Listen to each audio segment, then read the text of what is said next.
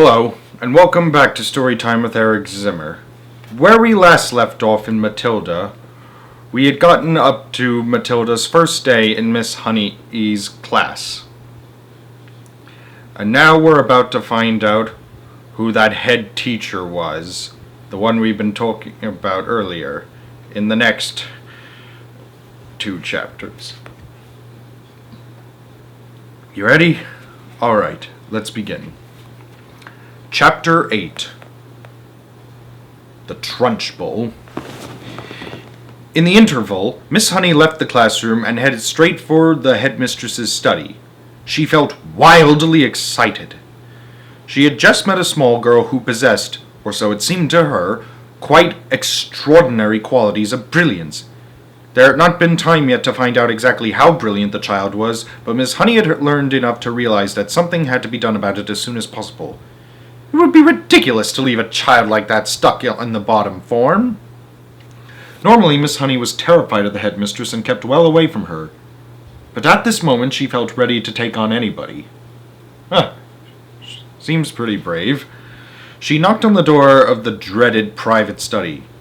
"Enter!" boomed the deep and dangerous voice of Miss Trunchbull. Miss Honey went in. Now, most head teachers are chosen because they possess a number of fine qualities. They understand children and they have the children's best interests at heart. They are sympathetic. They are fair and they are deeply interested in education. Miss Trunchbull possessed none of these qualities, and how she ever got her present job was a mystery. She was, above all, a most formidable female. She had once been a famous athlete, and even now the muscles were still clearly in evidence. You could see them in the bull neck, in the big shoulders, in the thick arms, in the sinewy wrists, and in the powerful legs. Looking at her, you got the feeling that this was someone who could bend iron bars and tear telephone directories in half. Her face, I'm afraid, was neither a thing of beauty nor a joy forever. She had an obstinate chin, a cruel mouth, and small, arrogant eyes. And as for her clothes, they were, to say the least, extremely odd. She always had on a brown cotton smock, which was pinched in around the waist with a wide leather belt. The belt was fastened in front with an enormous silver buckle. The massive thighs, which emerged from out of the smock, were encased in a pair of extraordinary breeches, bottle green in color and made of coarse twill. These breeches reached to just below the knees, and from there on down she sported green stockings with turnip tops, which displayed her calf muscles to perfection. On her feet she wore flat-heeled brown brogues with leather flaps. She looked, in short, more like a rather eccentric and bloodthirsty follower of the Staghounds than the headmistress of a nice school for children. When Miss Honey entered the study, Miss Trunchbull was standing behind her huge desk with a look of scowling impatience on her face. "Yes, Miss Honey," she said. "What is it you want? You are looking very flushed and flustered this morning. What's the matter with you? Have those little stinkers been flicking spitballs at you?" "No, Miss Trunchbull, nothing like that." "Well, what is it then? Get on with it. I'm a busy woman." As she spoke, she reached out and poured herself a glass of water from a jug that was always on her desk. I tell you, the illustration of Miss Trunchbull looks very much like how she does in the movie. Even with her hair in the bun. No bun. "There's a little girl in my class called Matilda Wormwood," Miss Honey began. "That's the daughter of the man who owns owns Wormwood Motors in the village," Miss Trunchbull barked. She hardly ever spoke in a normal voice. She either barked or shouted. "An excellent person, Wormwood," she went on. "I was in there only yesterday. He sold me a car. Almost new. Only done 10,000 miles. Previous owner was an old lady who took it out once a year at the most. No, he said once a week. A terrific bargain. Yes, I liked Wormwood. A real pillar of our society. He told me the daughter was a bad lot, though. He said to watch her. He said if anything bad ever happened in the school, it was certain to be his daughter who did it. I haven't met the little brat yet, but she'll know about it when I do. Her father said she's a real wart. Oh, no, Miss Trunchbull, that can't be right, Miss Honey cried. Oh, yes, Miss Honey, it darn well is right. In fact, now I come to think of it, I'll bet it was she who put that stink bomb under my desk here first thing this morning.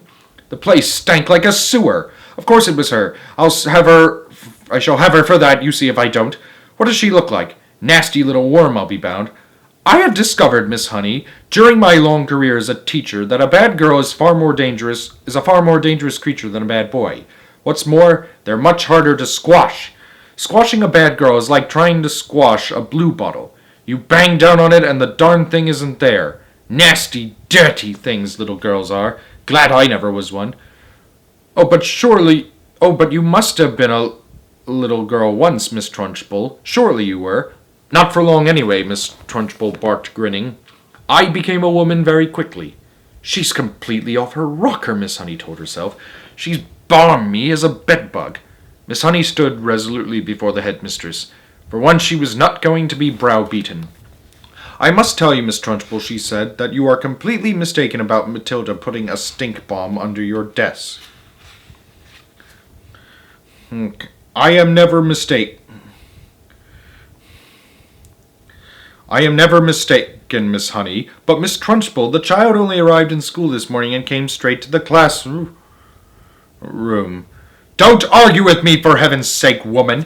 This little brute Matilda, or whatever her name is, has stink-bombed my study. There's no doubt about it.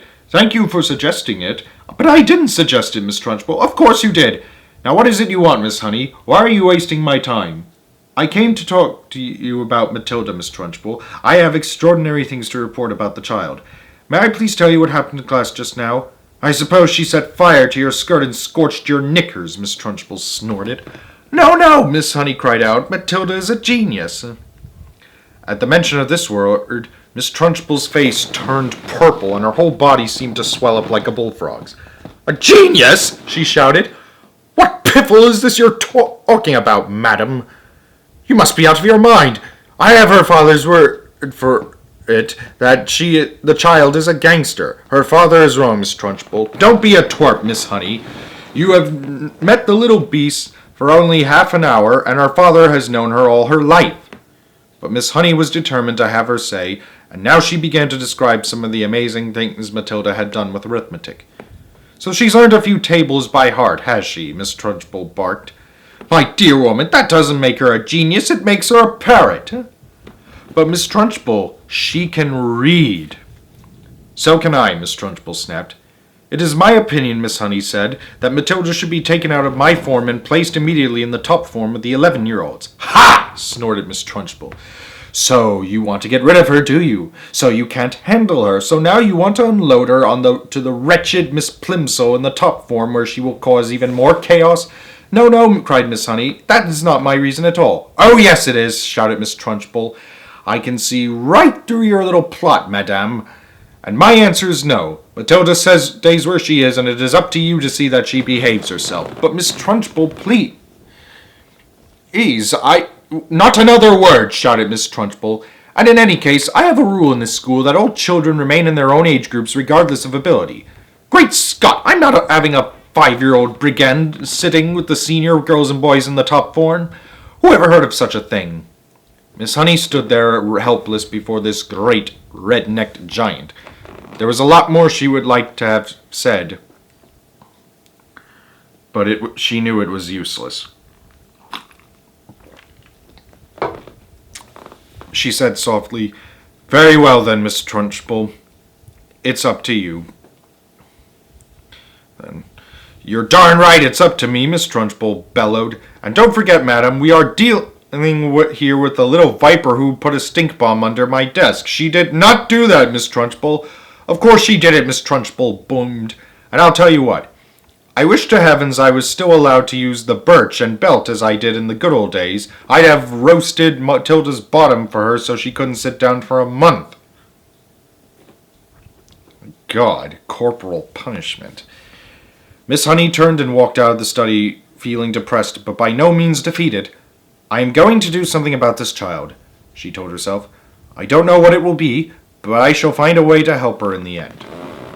Look, it looks like she's trying to hammer someone with a sledgehammer. Oh, God. Chapter 9. The Parents. When Miss Honey emerged from the headmistress's study, most of the children were outside in the playground. Her first move was to go round to the various teachers who taught the senior class and borrow from them a number of textbooks. Books on algebra, geometry, French, English literature, and the likes. Then she sought out Matilda and called her into the classroom. "There is no point," she said, "in you sitting in class doing nothing while I am teaching the rest of the form the 2 times table and how to spell cat and rat and mouse. So during each lesson I shall give you one of these textbooks to study. At the end of the lesson you can come up to me with your questions if you have any, and I shall try to help you.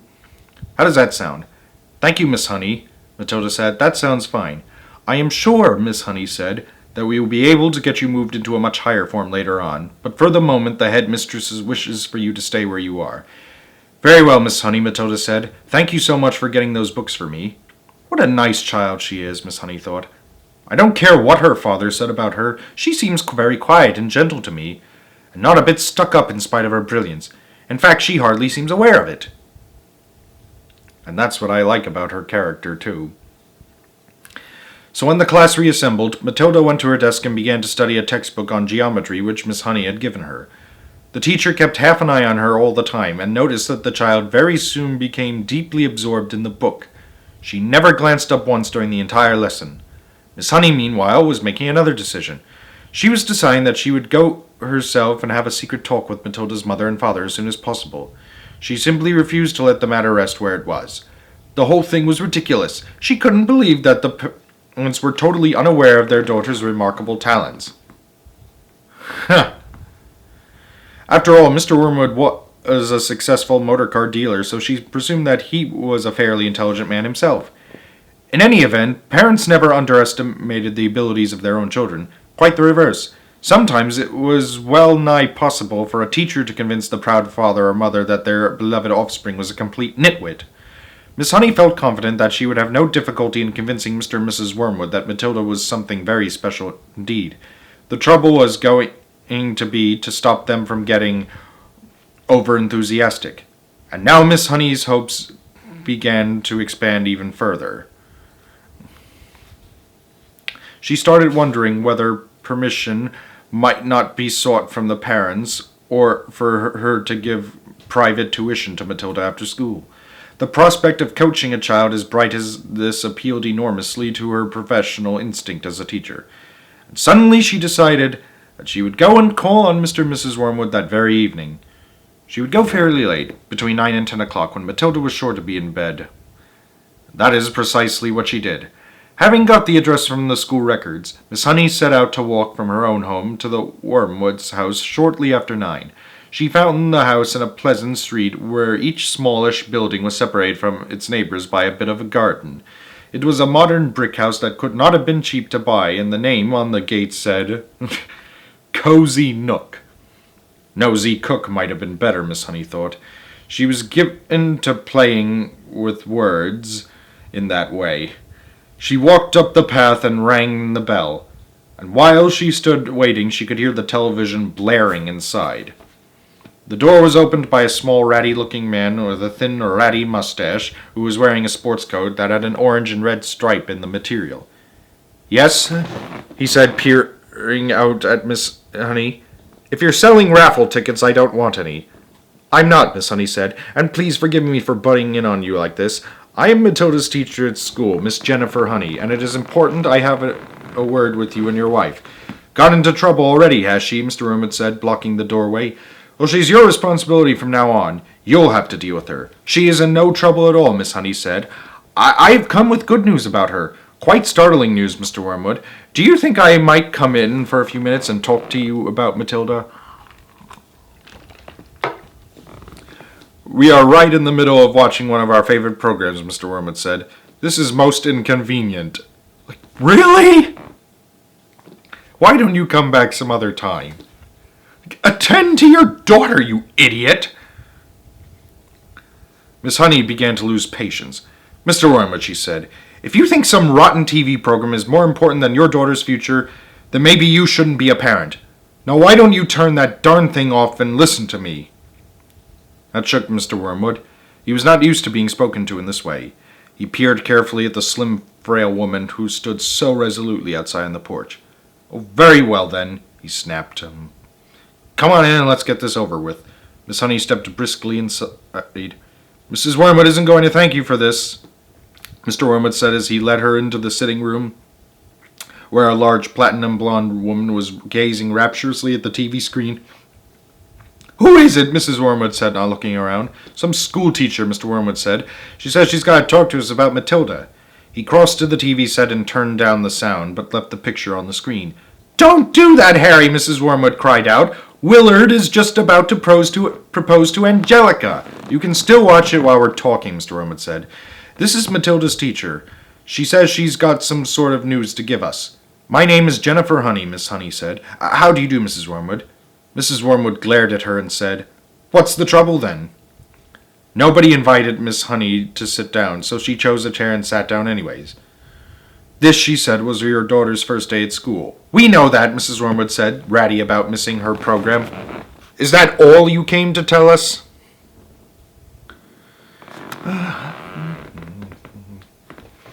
Miss Honey stared hard into the other woman's wet gray eyes, and she allowed the silence to hang in the air until Mrs. Wormwood became uncomfortable. "Do you wish me to explain why I came?" she said. "Get on with it, then," Mrs. Wormwood said. "I'm sure you know," Miss Honey said, "that children in the bottom class at school are not expected to be able to read or spell or juggle with numbers when they first arrive. 5-year-olds cannot do that, but Matilda can do it all, and if I am to believe her—" "I wouldn't," Mrs. Wormwood said. She was still ratty at losing the sound on the TV. "Really? What's wrong with these people?" "Was she lying then," Miss Honey said, "when she told me that nobody taught her to multiply or to read? Did either of you teach her?" "Teach her what?" Mr. Wormwood said. "To read?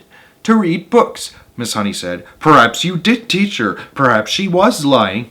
Perhaps you have shelves full of books all over the house. I wouldn't know. Perhaps you are both great readers." "Of course we read," Mr. Wormwood said. "Don't be so daft. I read the autocar and the motor from cover to cover every week." "This child has already read an astonishing number of books," Miss Honey said. "I was simply trying to find out if she came from a family that loved good literature." "We don't hold with book reading," Mr. Wormwood said. "You can't make a living from sitting on your fanny and reading storybooks. We don't keep them in the house." "I see," Miss Honey said. "Well, all I came to tell you is that Matilda has a brilliant mind, but I expect you knew that already." "Of course I knew she could read," Mrs. Wormwood said. "She spends her life up in her room buried in some silly book." "But does it not intrigue you," Miss Honey said, "that a little 5-year-old child is reading long adult novels by Charles Dickens and Ernest Hemingway? Doesn't that make you jump up and down with excitement?" "Not particularly," Mrs. Wormwood said. "I'm not in favor of blue-stocking girls. A girl should think about making herself look attractive so she can get a good husband later on. Looks is more important than books, Miss Hunky." "My name is Honey," Miss Honey said. "Now you look at me," Mrs. Wormwood said. "Then look at you. You chose books. I chose looks." Miss Honey looked at the plain, plump person with the smug suet pudding face who was sitting across the room. "What did you say?" she asked. "I said you chose books, and I chose looks," Mrs. Wormwood said. "And who's finished up the better off?" "Me, of course. I'm sitting pretty in a nice house with a successful businessman, and you're left slaving away teaching a lot of nasty little children the ABC. Well, I take offense to this, considering my older sister is a teacher."